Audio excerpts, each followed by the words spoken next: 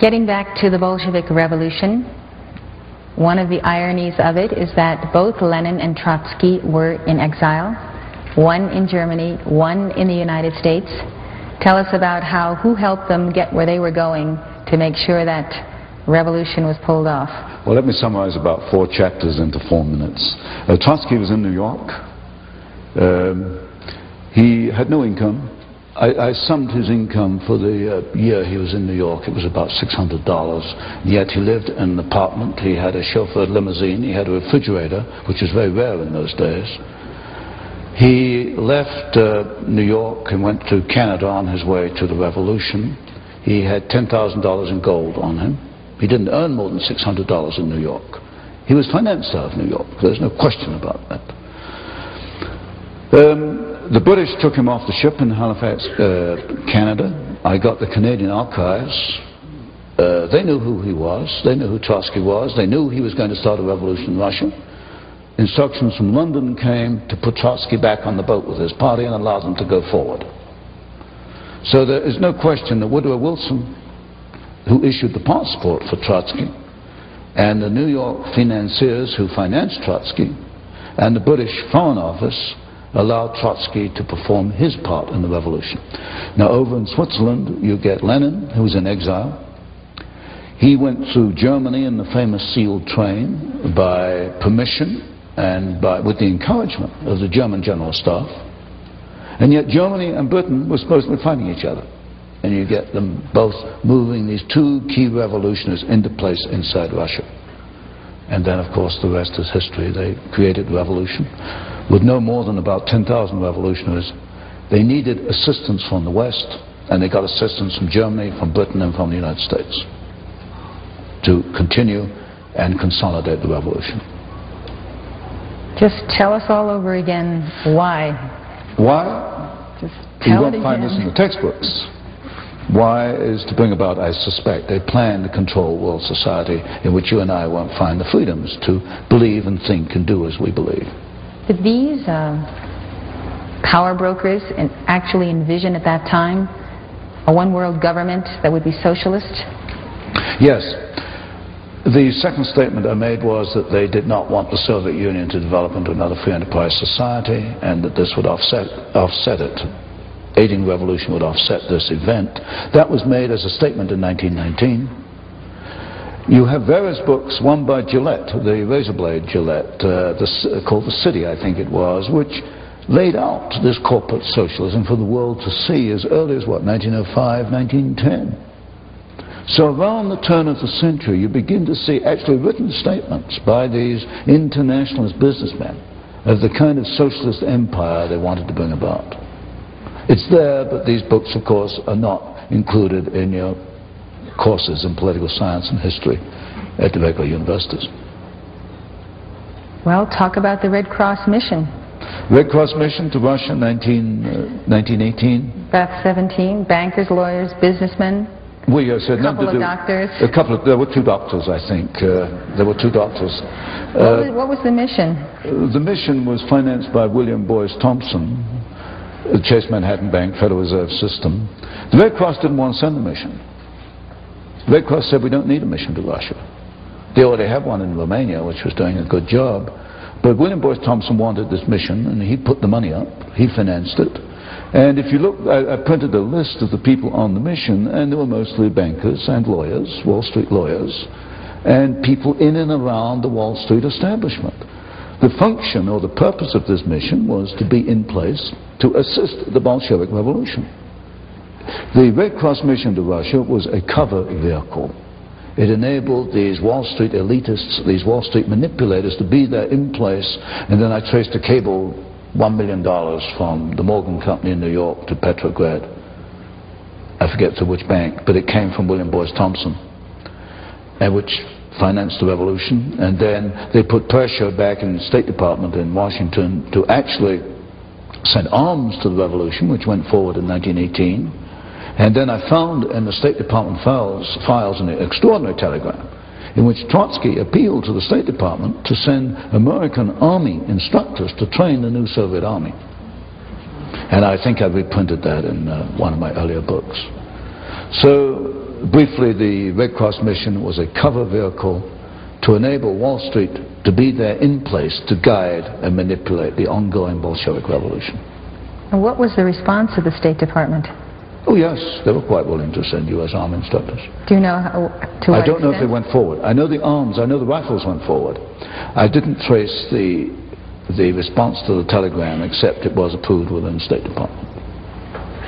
And I reprinted the telegram. I never did find a response. That's probably taken out the files. Do you know the figure to which Wall Street supported the Bolsheviks? Well, it was $1 million. Just the William Boyce Thompson figure? That figure. But then you've got the other assistants. For example, the whole Siberian episode. See, in 1918, the Bolsheviks really only controlled Moscow and what was then Petrograd, which is now Leningrad. They could not have beaten off the White Russians, the Czechs, who were in Russia at that time, the Japanese, who were anti-Bolshevik. They could not have beaten it off without assistance from the United States and from Britain. And the Siberian Railroad is critical because if you look at that map of Russia, you know, Moscow and Leningrad are stuck at the left end, and you've got that vast expanse of Russia, and the backbone is the Trans-Siberian Railroad. Now, the history books will tell you that American troops went in, they occupied the Trans-Siberian Railroad in order to prevent the Japanese from coming in. Well, this is absolute nonsense. I've never written the book. I hope to get around to it one day. I've got 2 big boxes of files on this.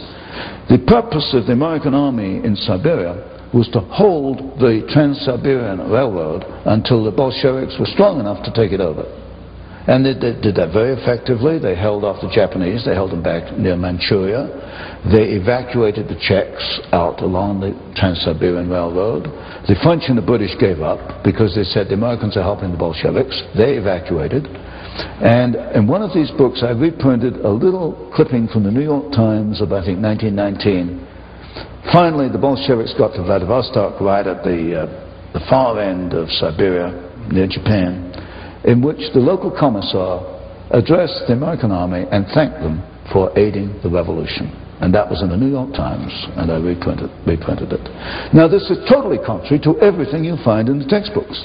The textbooks say we went into Siberia to at least be neutral, and I suppose most people would assume we went in to stop the Bolsheviks. We didn't. We went in to help the Bolsheviks. There's no question about it. There's no question that they could not have consolidated their revolution without the capitalists. Absolutely none. Absolutely not. They had too many enemies. Not only outside enemies, the White Russians. The Ukrainians themselves were not particularly happy. All your ethnic groups in Russia were not particularly happy with the Bolsheviks. They could not have won without Western assistance. There is no question about that. Then they were starving. The factory, they couldn't operate the factories because the Bolsheviks shot all the managers and the technicians. Either that or they left Russia. The factories were closed down. Russia was starving. By 1922, Lenin himself said the end has come. They had no food. They had these closed down plants. The plants were not destroyed in the revolution. That's what the textbooks will tell you, including Kennan, the State Department expert. He says the Russian factories were destroyed in the revolution. They were not destroyed. Why? Because I've seen the photographs after the revolution, and they're right in the Hoover Institution Tower. There are these massive boxes of photographs of Russian industry after the revolution. They could not operate the plants. So what do we do with Averell Harriman and the Chase Bank and National Bank and our old friends on Wall Street? They go in there. And of course the Hoover mission to feed Russia. We go in there and we have these 250, 300 concessions in which American companies went into Russia, and they started up the idle plants. Averell Harriman took the manganese concessions, Arm & Hammer, Occidental Petroleum took the pencil factories and the asbestos plants.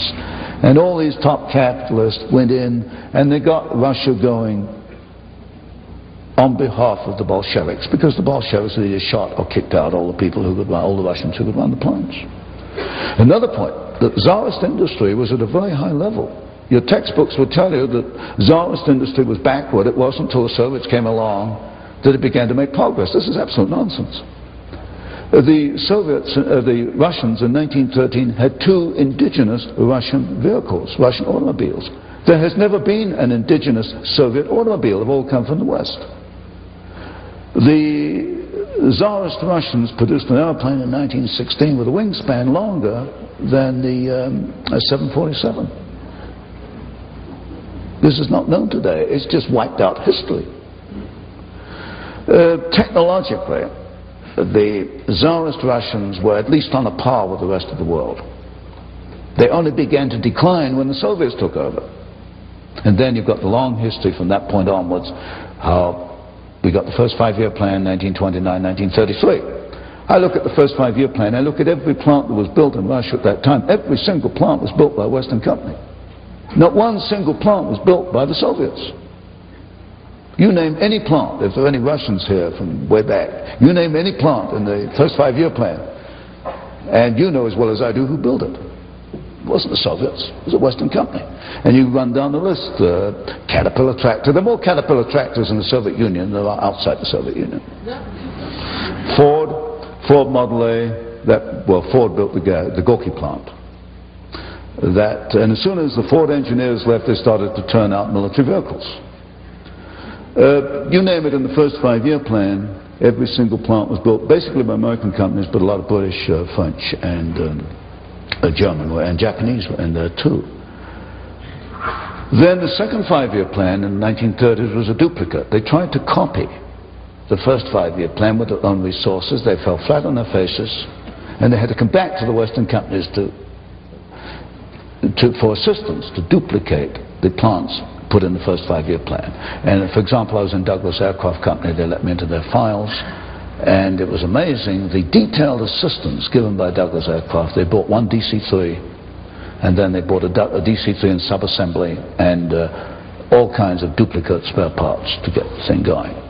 And then we've got that story, I don't know how much detail you want, which continues right up to today, July 1, 1987. And you mentioned, I think, this morning, the Toshiba and the Toshiba Japanese plant and the Norwegian company, a government-owned plant, which provided the milling machines which enabled now the Soviet submarines to be 10 times quieter than they were before, and that's going to cost us $4 billion so that we can offset what we have given them. And this stupidity has continued stupidity in my sense.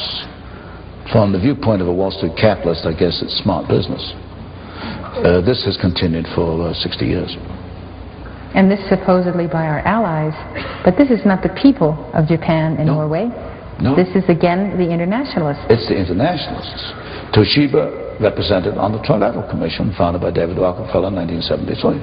It's your top corporate elitists, your top corporate establishment attorneys, the top politicians. Senator Mansfield once said, you don't get along unless you go along.